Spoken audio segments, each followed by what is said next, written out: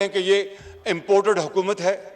ओ भाई, जब आप प्रेसिडेंट ट्रंप को मिलके आए थे तो ये किसने कहा था जनाब स्पीकर कि मैं एक और वर्ल्ड कप लेके आया हूं? आपको याद होंगे वो अल्फाज कि मैं एक और वर्ल्ड कप लेके आया हूं।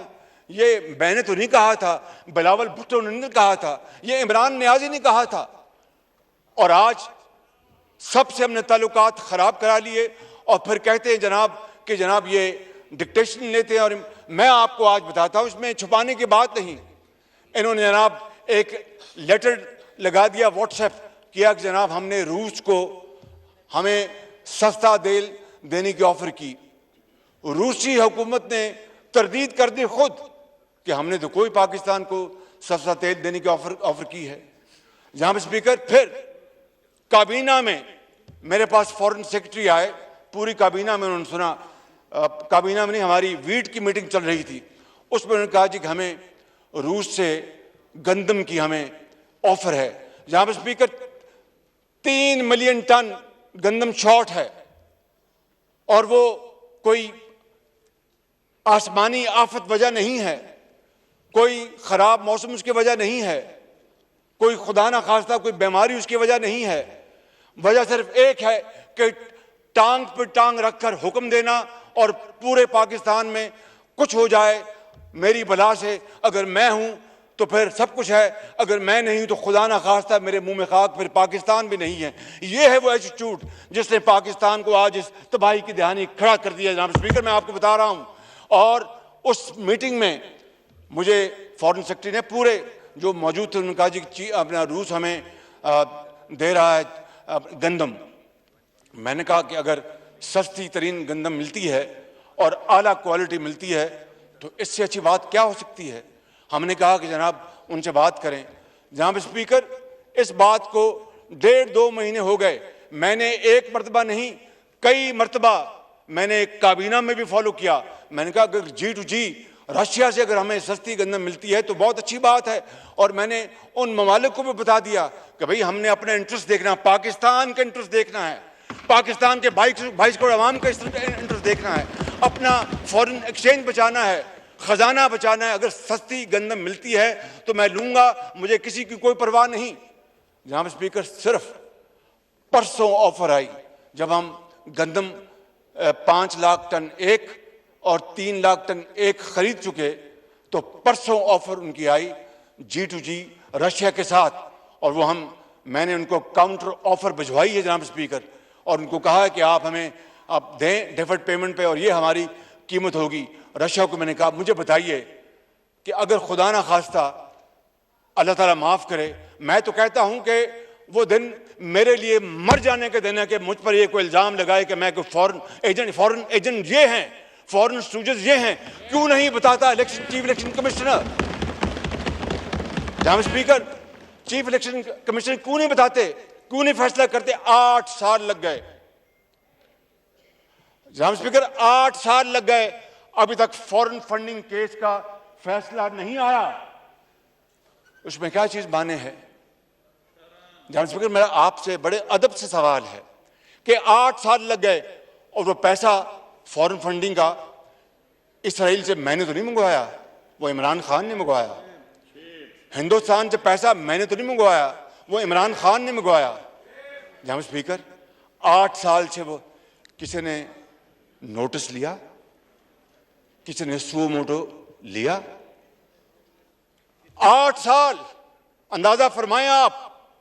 जनाब स्पीकर, इस पूरी ऑपोजिशन को मैं यहां पर पर्सनल बात नहीं करूंगा, इज्तिमाई बात करूंगा और कौम की बात करूंगा, इस मुल्क के मुस्तकबिल की बात करूंगा।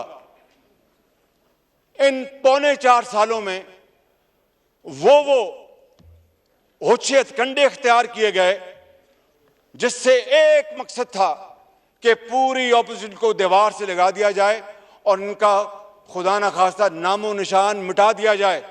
और फिर वो जो है कि वो कौन है, वो फिर वो सड़कें खाली और सुनसान, मिर्जा यार फिरे, गलियां हो जैसे अपना सुनिया और मिर्जा यार फिरे। ये था उसका, ये अपना शाखसा, ये सोच थी उसकी, ये उसकी थिंकिंग थी। और उसके लिए क्या क्या हरबे इस्तेमाल किया गया। जनाब स्पीकर, मैं अगर यहाँ पर अगर वो राज खोल दूं तो ये ऐवान जो है वो विरता हैरत में मुब्तला हो जाएगा, लेकिन वो एक ऐसे राज है। हाँ, जब वो वक्त आया, फोरम आया तो मैं बताऊंगा। जनाब स्पीकर, कहना मैं ये चाहता हूं कि ये 8 साल ये दिन रात यहां पर अपना राग लापता रहा, चोर डाकू पौने 4 साल। और सुन लीजिए जनाब स्पीकर कि एक धेले की करप्शन पौने 4 सालों में किस सियासी लीडर जो कि हिज़्बे इख्तलाफ से उनका ताल्लुक था, उसके बारे में ये अकाउंटेबिलिटी कोर्ट से इन्होंने फैसला करवाया।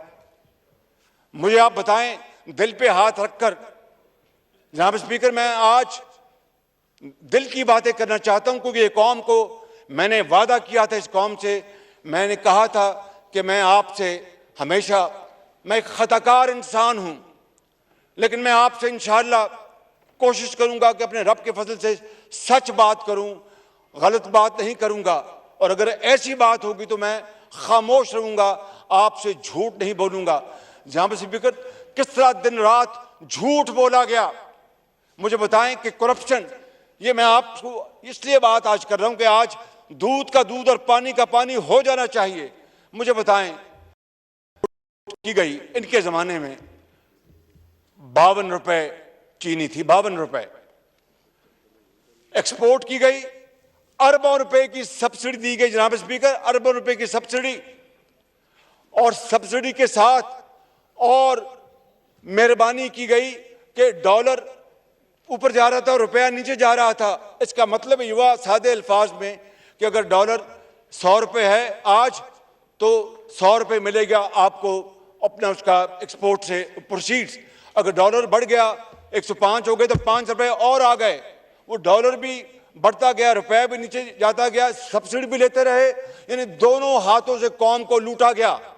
और फिर वक्त आया कि चीनी की कीमत जनाब स्पीकर वो 110 रुपए किलो तक जा पहुंची। इसी तरीके से गन्नम को ले लें, गन्नम पहले एक्सपोर्ट की, फिर इंपोर्ट की, अरबों डॉलर पाकिस्तान किस तरह बर्बाद हुए। और फिर आपने देखा कि गैस, नेचुरल गैस जब कौड़ियों के भाव बिक रही थी, $3 पर यूनिट, किसी ने इस तरफ ध्यान न दिया, टांग पे टांग रख के बैठे थे कि जो जिस तरह रोम जल रहा था और नीरो बांसुरी बजा रहा था, कोई परवाह नहीं थी कौम की। परवाह होती तो $3 फौरन कैच करते और कहते कि जनाब लाएं $3, हम फौरन खरीदे स्पॉट से। और उस वक्त लॉन्ग टर्म एग्रीमेंट भी $5 पे हो सकता था। जनाब स्पीकर, जिन्होंने बदतरीन मुजरमाना गफलत की, मैं आपको बिला खौफ तरदीद कह सकता हूं, उस वक्त तो किसी ने नोटिस लिया जनाब स्पीकर, किसी भी एक बात का कतन किसी ने नोटिस नहीं लिया।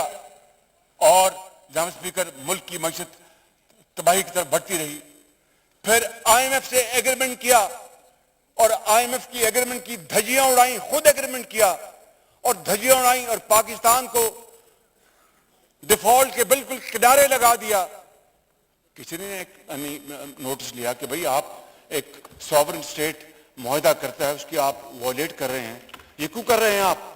जनाब स्पीकर, बात यहां पर खत्म नहीं होती, बात बड़ी दूर तक जाएगी। बात निकली है तो बहुत दूर तक जाएगी जनाब स्पीकर।